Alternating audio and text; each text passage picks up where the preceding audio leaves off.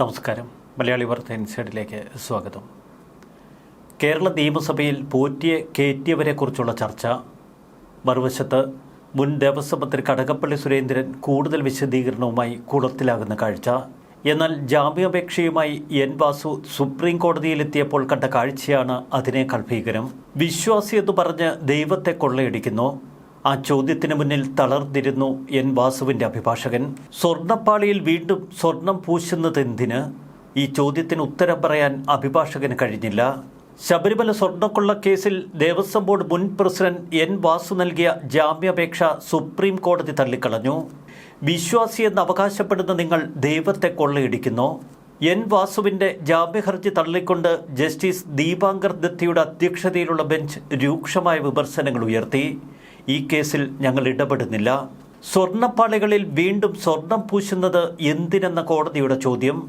അന്വേഷണത്തിലെ പ്രധാന നടപടികളും തെളിവ് ശേഖരണവുമൊക്കെ പൂർത്തിയാക്കി. അതുകൊണ്ട് തന്നെ ഇനി തൻ്റെ കസ്റ്റഡി അനിവാര്യമല്ല എന്നായിരുന്നു എൻ വാസു വാദിച്ചത്. തൻ്റെ പ്രായവും ആരോഗ്യസ്ഥിതിയും പരിഗണിക്കണം. പ്രായാധിക്യത്തിലാണ്, ആരോഗ്യസ്ഥിതി വളരെ മോശം. താൻ കമ്മീഷണർ മാത്രമായിരുന്നു, തിരുവാഭരണം കമ്മീഷണർ ആയിരുന്നില്ല. എന്നാൽ കേസിൽ ഇടപെടുന്നില്ല എന്ന് കോടതി തീർത്തു പറഞ്ഞു. ഇത്രയധികം പ്രായമുള്ള താൻ 72 ദിവസമായി ജയിലിൽ തുടരുകയാണ്. 77 വയസ്സാണ് തൻ്റെ പ്രായം. പ്രായാധിക്യവും രോഗകാരണവും ഒക്കെ പറഞ്ഞപ്പോൾ ആദ്യം ഹർജി പരിഗണിക്കാൻ കോടതി പാതി മനസ്സ് കാട്ടി. എന്നാൽ ശബരിമല സ്വർണ്ണക്കൊള്ളയാണ് വിഷയം എന്ന് മനസ്സിലാക്കിയതോടെ സുപ്രീം കോടതി ഹർജി തള്ളിക്കളഞ്ഞു. കഴിഞ്ഞ 77 ദിവസമായി ജയിലഴിക്കുള്ളിൽ വാസു കഴിയുകയാണ് എന്ന് അദ്ദേഹത്തിൻ്റെ അഭിഭാഷകൻ കോടതിയോട് പറഞ്ഞു. സീനിയർ അഭിഭാഷകൻ ഷാജി പിച്ചാലി സുപ്രീം കോടതിയിൽ ഹാജരായി. എൻ വാസു ദേവസ്വം കമ്മീഷണർ ആയിരുന്നുവെന്നും തിരുവാഭരണം കമ്മീഷണർ ആയിരുന്നില്ല എന്നുമാണ് അഭിഭാഷകന്റെ മുഖ്യവാദം. അതുകൊണ്ട് തന്നെ ശബരിമലയിലെ സ്വർണം പൂശലുമായി വാസുവിന് ഒരു ബന്ധവുമില്ല.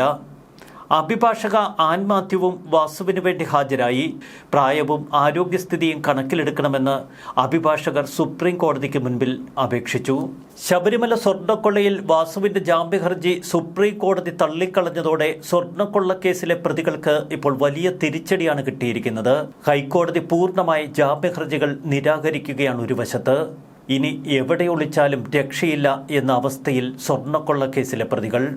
എത്ര മികച്ച അഭിഭാഷകരെ കളത്തിലിറക്കി പൊരുതിയാലും സ്വർണ്ണക്കൊള്ള കേസിലെ പ്രതികൾ രക്ഷപ്പെടില്ല എന്ന കാഴ്ച നമുക്ക് മുന്നിൽ. മറുവശത്ത് സ്വർണ്ണക്കൊള്ള കേസിലെ പ്രതികളുടെ സ്വത്ത് കണ്ടുകെട്ടുന്ന തിരക്കിലാണ് എൻഫോഴ്സ്മെന്റ് ഡയറക്ടറേറ്റ്. ശക്തമായ നീക്കങ്ങൾ അവർ ഇപ്പോഴും നടത്തിക്കൊണ്ടിരിക്കുന്നു.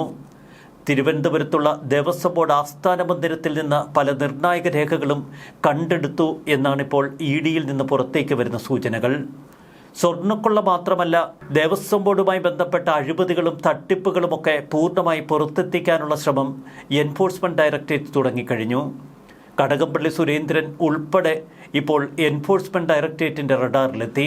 കടകംപള്ളി സുരേന്ദ്രൻ ഇപ്പോൾ കൂടുതൽ വിശദീകരണങ്ങളുമായി ഇന്ന് കളത്തിലിറങ്ങി.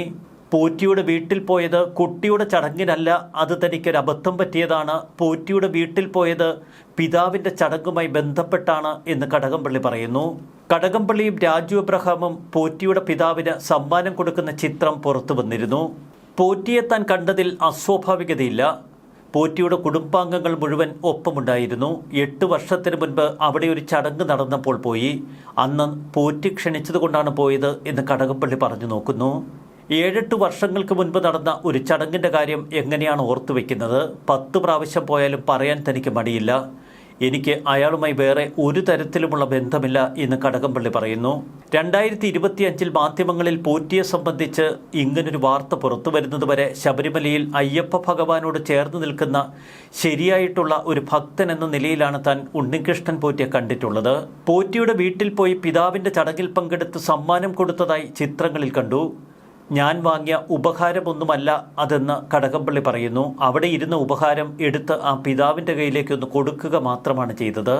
തന്നോടൊപ്പം ഗഡ്മാനുമുണ്ടായിരുന്നു എന്ന് പറയുന്നു. എന്തായാലും രാജു എബ്രഹാം തനിക്കൊപ്പം ഉണ്ടായിരുന്നു എന്നതാണ് കടകംപള്ളിയുടെ ഒരു ആശ്വാസം. കടകംപള്ളി ED വലയിലാകുമോ എന്ന് ഉറ്റുനോക്കുകയാണ് കേരളം.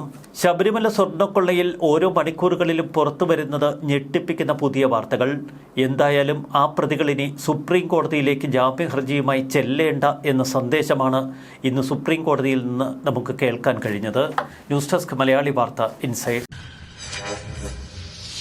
ചെയ്യുക.